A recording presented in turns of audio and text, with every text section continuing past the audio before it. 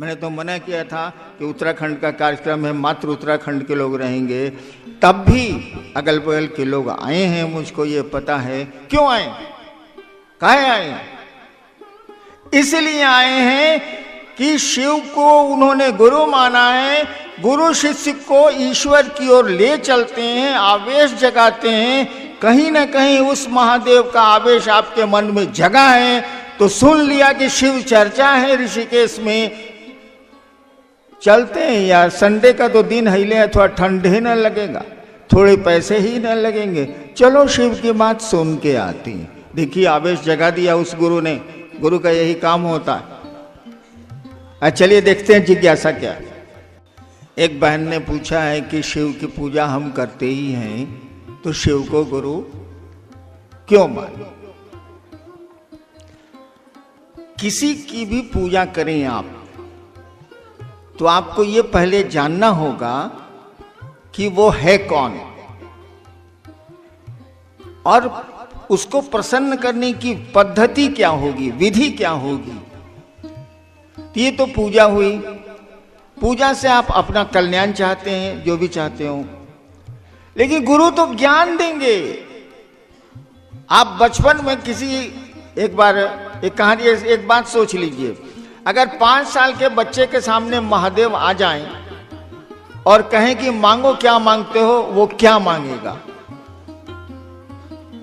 एक 5-6 साल के बच्चे के सामने शिव आ जाएं और कहें कि बच्चा मांगो, हम शिव हैं, क्या मांगेगा वो? ढेर से ढेर बोलेगा, ढेर से ढेर सोच के बोलेगा, कहेगा अंकल एगो कैडबरी चॉकलेट ला दीजिए। क्योंकि ज्ञान उतना ही है, समझ उतनी ही है।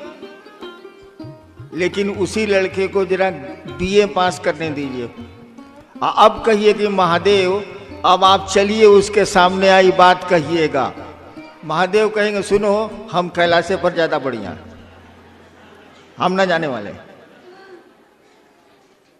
काहे कि उसको अब ज्ञान आ गया, उसको बुद्धि आ गई।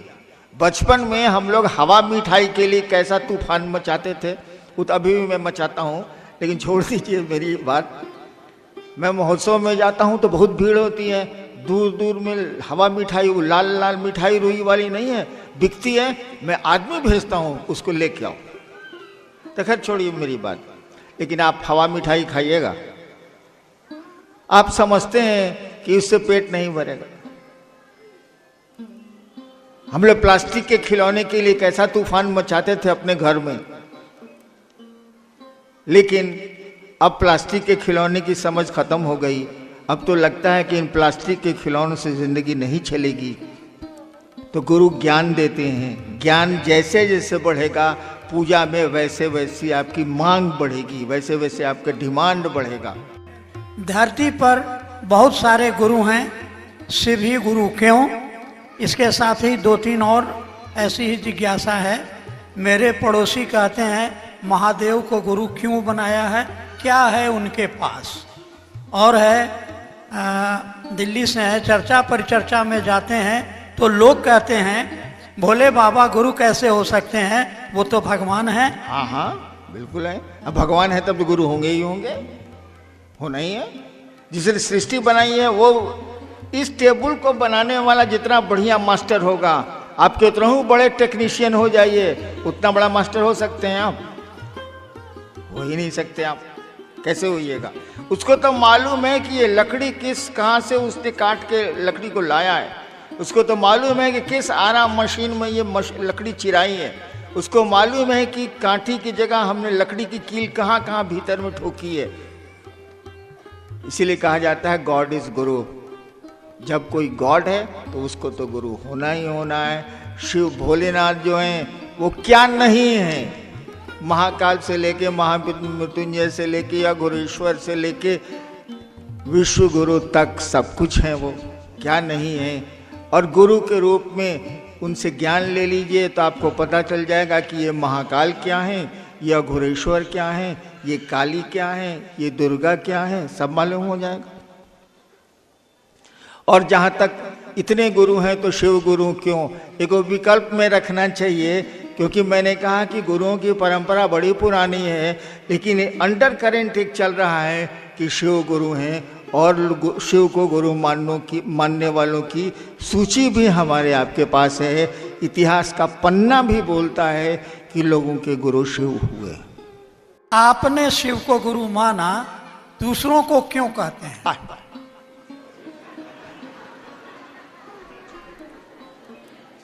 आए बाल पढ़ के अब कलेक्टर भोई तो पियर बत्ती वाला गाड़ी से घूमत रही, तरह के ना कहीं पढ़े के आए बाल,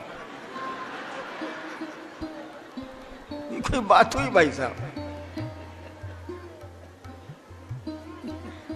हमको कोई अच्छी चीज मिली है, आपको कोई बहुत अच्छी चीज मिली है, दूसरों को आप नहीं कहते हैं।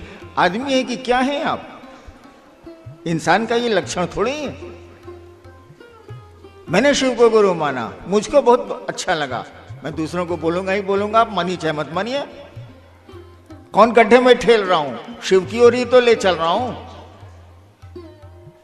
ये आप पर है माने चाहे थोड़ा ना माने, मैं तो शोर करूंगा ही।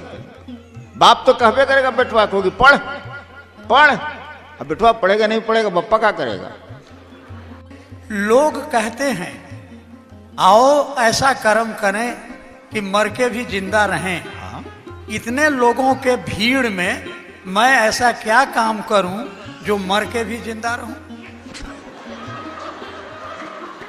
हाँ ठीक है, ठीक है, ठीक है। मेरे यहाँ एक आदमी का बर्थडे मनाया जा रहा था, जन्मदिन की पार्टी थी।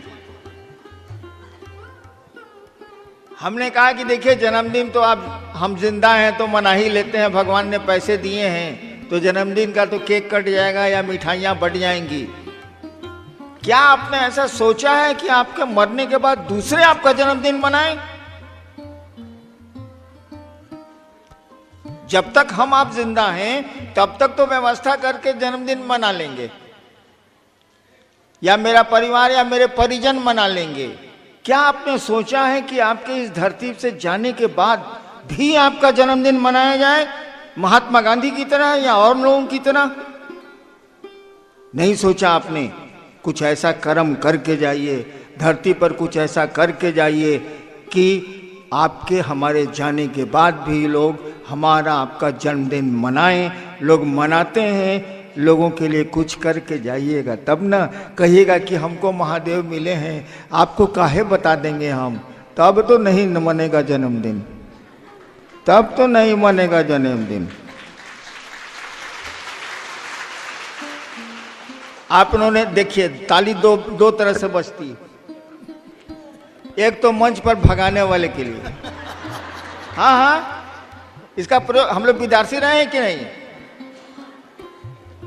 भाई? सरकार में हम ज्वाइंट सेक्रेटरी रहे हैं तो हमको नहीं मालूम है ताली काहे बजती है। एक तो आदर से बजती है, कुछ अच्छा बोले आप। एक वो ताली बजती है कि साला बकर बकर करता, भगाओ सालों को, ताली बजाए भाग जाएगा। तो मैं अब भाग रहा हूं। आप सबों को मेरा प्रणाम। और शिव के शिष्य के रूप में मैं अनधिकार, मुझको अधिकार नहीं है, अनधिकार आपके शुभ की कामना करता हूं। आप शिव की ओर 2 कदम चलें, यह अपने गुरु महादेव से प्रार्थना करता हूं। आपके दुख कम हो, आपके जीवन में आनंद आए, इसके लिए अनधिकार आशीर्वाद देता हूं। अनधिकार, मुझको अधिकार नहीं है, मैं गुरु नहीं हूं। अनधिकार आशीर्वाद देता हूं। आप सबों के चरणों में मेरा प्रणाम।